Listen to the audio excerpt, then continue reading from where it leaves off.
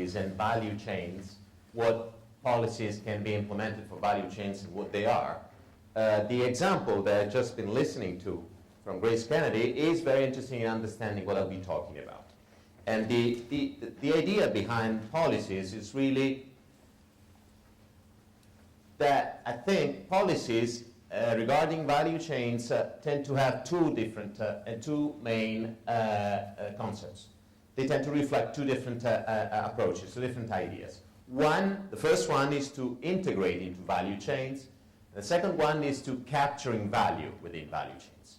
The first one is attracting foreign investors or integrating with large companies and large buyers. The second one is what to do with them afterwards and how to gradually upgrade and capture value within the value chain. And we've been listening about value chains throughout these 2 days.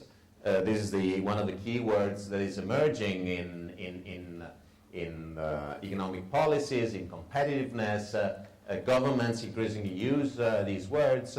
We're getting familiar with this idea of capturing value within value chains, climbing up the value chain and so on. Value chains are a fact. It's different and emerging ways of organizing production internationally. It shows how international production can be fragmented across different countries, across different regions of the world, but at the same time it's functionally integrated. So there's actually a logic integrating the different pieces, the different segments, even if the segments are located in different parts of the world. And let me show you just one diagram. I won't go into the details of this, but just to tell you that global value chain GVC participation is high and is growing worldwide. These are figures taken and developed by UNCTAD, the United Nations Commission on the Conference on Trade and Development, that last year published a very interesting report on value chains and foreign investment. And what they observed is that these are the percentages of the share of a country's exports that is part of a multi-stage process. So countries are exporting, and those bars are the percentages of inputs coming from abroad or their contribution to other countries' exports. That is, to what extent are countries engaged and participating in global value chains. And you see that the percentages vary across the world, but they go from 66% in Europe, where the regional integration across the different European countries helps the building and the working of different value chains at the European regional level, to other parts of the world. For the Caribbean, we are around 45% of participation to global value chains. So this is just to say that value chains are a fact. They are an established feature of international production and international economic relations. Thinking about policies and what value chain policies are, one first remark has to do with one major issue that we need to take into consideration. Policies and strategies and programs need to differ by country, and depending on the different characteristics of different countries, policies need to differ. A large country like, for example, Brazil, can aim at developing its own value chain and really building it and really engaging the different segments, the different actors in the value chain to interact and work together in trying to establish its own value chain. This is not a feasible option for smaller countries. And smaller countries have a different opportunity, the opportunity to enter segments of the value chain.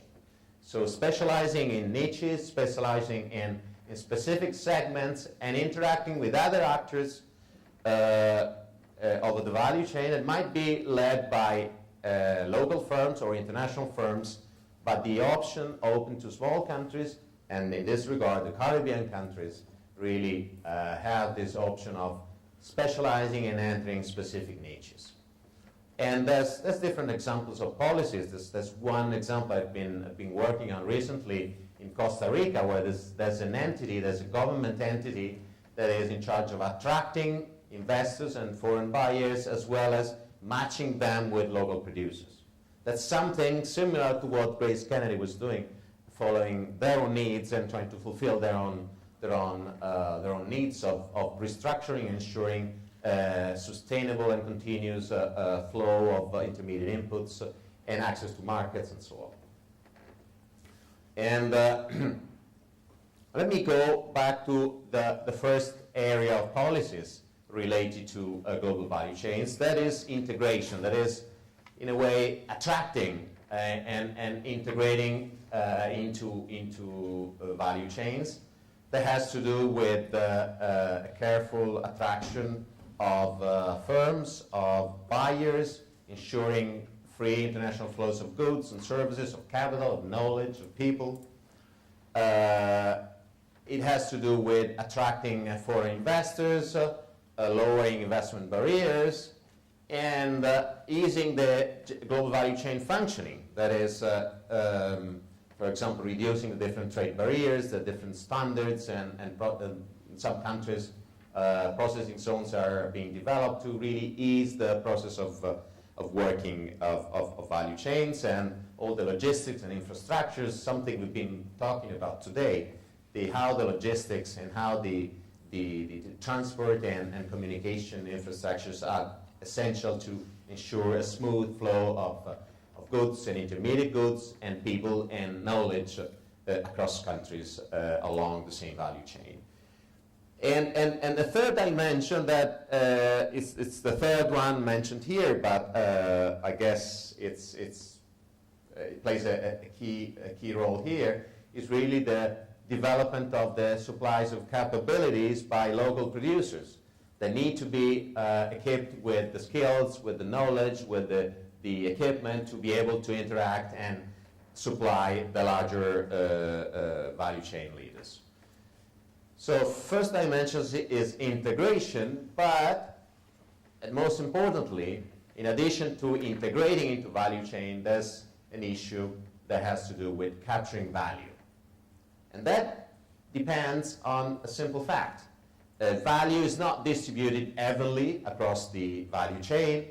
The different actors all strive to get access to the most rewarding segments, to the most rewarding activities along the value chain. And the challenge is really to gradually upgrade, to gradually enter into the segments that promise to be more rewarding in terms of adding value and generating economic benefits. And, and this has to do, of course, with the capacity to attract innovation, to attract and develop intangible assets, capacities to interact with larger actors.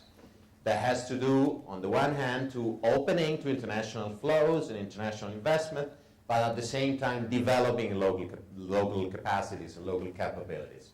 Opening up and liberalizing transactions is not enough by itself. It needs to be accompanied with an explicit objective to strengthen local capacities and capabilities in local firms.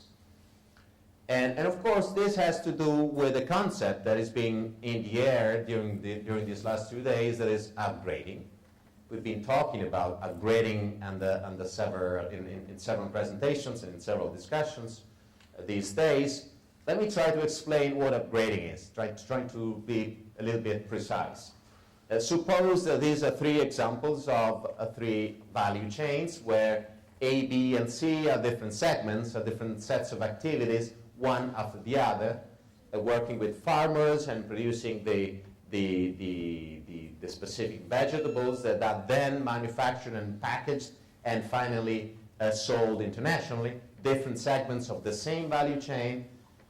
What is upgrading in this regard? Upgrading can take place at the level of the specific segments, and we call this process of product upgrading, that is improving the efficiency with which the different functions are carried out and innovating in terms of products and differentiating products. So product and process innovation and upgrading.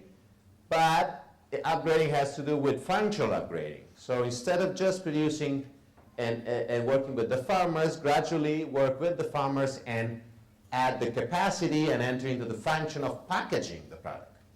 and eventually entering the final markets and reaching the stage whereby products are commercialized and sold in a national government, or in a national market, or internationally.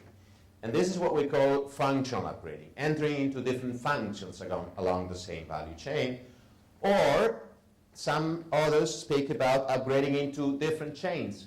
So with the capacities and the skills developed along one chain, entering different ones. In the presentation, I have a number of examples. The presentation will be available on the website soon. But the key idea behind this is that, I'm sure you've seen this smiley curve many times. This was a curve that was first introduced by the president of Acer, the Taiwanese company producing computers and electronic equipment, that was trying to describe his own strategy for the transnational cooperation he was managing. And he was focusing on the idea that it's not indifferent to the company to locate in different points in different segments of the value chain, because the value added is very high in the initial stages and is very high in the last stages of this curve. So it's very high in the branding and marketing and logistics, and it's very high in the initial development of a product that has to do with research and development and design. It's much lower when the manufacturing processes tend to be standardized.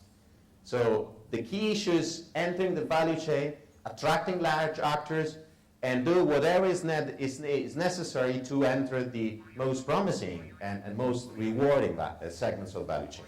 One more minute and I'll be through. Of course, upgrading has to do with learning. Let me skip this one as well. It has to do with working with the system, working with the different. I was fascinated by the experience I was listening before of a large company interacting with government, universities, labs, and testing centers, as well as providers. So really adopting a systemic view, working at the different levels of the different actors and the different institutions that are necessary to comply with the standards, improve the technologies and the production efficiency, gradually strengthening the logistics, strengthening the infrastructures needed to interact with larger firms. What is the IDB doing? I did a little exercise some time ago looking into a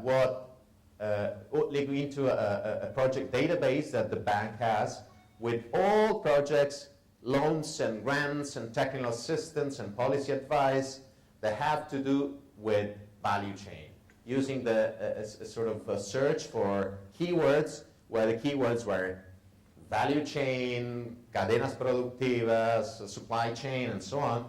We came across a huge number of projects with several hundred millions of projects. What I argue is that the focus is not adequate. We're still lacking some focusing on what the key concepts behind value chains are, but the bank is trying to work following this systemic approach and working with the different entities and ensuring that the actors and the stakeholders in a value chain can actually interact and develop their linkages in a way that is profitable and promising for enterprises from developing countries. If I were to summarize the key principles for value chain interventions, and I'll do it very, very quickly, you'll find them in this table. First of all, a common understanding of core value chain concepts and approaches is necessary. Secondly, the issue of upgrading and the strategy to pursue upgrading needs to be developed and needs to be specific to the specific circumstances of the value chain. Thirdly, there's a useful role that lead firms can play in value chains, and several of our projects try to engage large firms and lead firms into projects that aim at developing local suppliers as well. The concept of innovation system needs to be central in this effort, with the different institutions and agencies involved in value chain development. And this is the last one. Clusters have a role to play here, as integration and interaction and collaboration among firms at the local level can help them better interact with value chains. There's always a need for public and private stakeholder involvement and cooperation. I'm glad that among the participants here we have representatives of government, of the private sector, of the academia. That's the logic that the Center for Competitiveness is following to promote its activities. And I think the value chain can represent an instrument to pursue objectives that have to do with competitiveness and private sector development, as well as more general development objectives. Thank you very much.